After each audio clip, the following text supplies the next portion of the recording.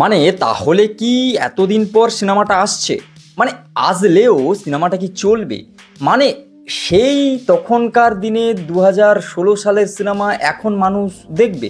ওই তো ব্যাপারটা সেরকম হয়ে গেল না, যে শ্বশুরবাড়ি জিন্দাবাদ 25 বছর আগে এসেছিল আর 25 বছর পর রিলিজ হচ্ছে। এটাও ঠিক, ওই 10 বছর আগে প্রায় একটা সিনেমা আসার কথা ছিল, সেটা এখন আসছে। আদেও পাবলিক কি আজকের ডেটের সঙ্গে মানে মিলিয়ে নিতে পারবে? এটাই নিয়ে হচ্ছে আজকের এই সিনেমার আলোচনা।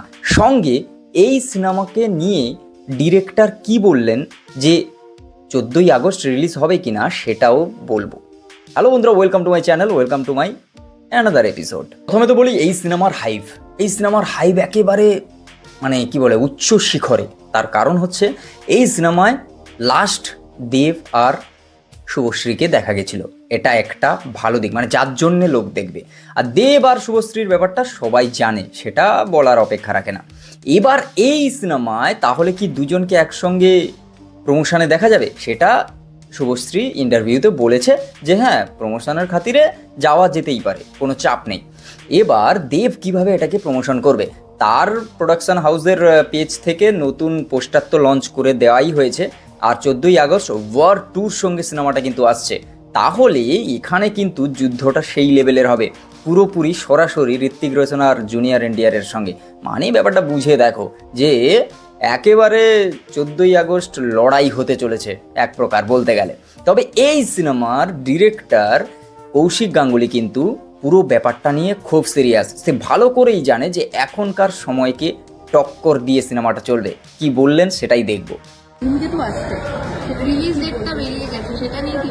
14ই আগস্ট এইটুকুনি বলতে পারি। ধূমকেতু তো দুম করে আসে, আজকে পোস্টারটা ওরমভাবেই এসছে, এইটুকুনি বলতে পারি। এটা বেশ কিছু বছরের আগে বানানো, কিন্তু প্রচণ্ড পরিমাণে কন্টেম্পোরারি আজকের জন্য এবং খুব প্রাসঙ্গিক, ভেরি রেলিভেন্ট। ডিরেক্টর তো বলছে, কিন্তু তাও তো কোথাও গিয়ে একটা সন্দেহ থেকেই যায় যে এখনকার সময় তখনকার সময়ের সিনেমা কি চলবে? সত্যি কথা বলতে চলবে, কারণ এটা একটা আর্ন করা গল্প, যেই গল্পটা একেবারে নতুন, ফ্রেশ, কোনো রকম কোনো রিমেক নেই। তাই নতুন গল্প নতুনভাবে, আর লোক এটা ভেবে দেখতে যাবে যে 10 বছর আগে দেব কেমন করেছে এই সিনেমায়, আর এই সিনেমার লুকটা যেভাবে ভাইরাল হয়েছে, লোকে এই সিনেমাটা দেখবে, এটা আমার বিশ্বাস। আপনাদের কি মনে হয় অবশ্যই সেটা কমেন্ট করে জানাও। আর তুমি কি ধূমকেতু দেখতে যাবে? তাহলে অবশ্যই হচ্ছে সেটা আমাকে কমেন্ট করে জানিয়ে যেও। আগে ধূমকেতু না আগে ওয়ার 2, এটাও কিন্তু বলতেই হবে, কারণ এখানে সত্যি কথা বলতে 14ই আগস্ট যুদ্ধ হতে চলেছে। তো চলো আজকের ভিডিও পর্যন্ত। যদি ভালো লাগে like, comment, share and subscribe my YouTube channel. আমরা তো অপেক্ষায় আছি ধূমকেতু দেখার জন্য, আর তোমরা আশা করি আমার মতোই অপেক্ষা করছো।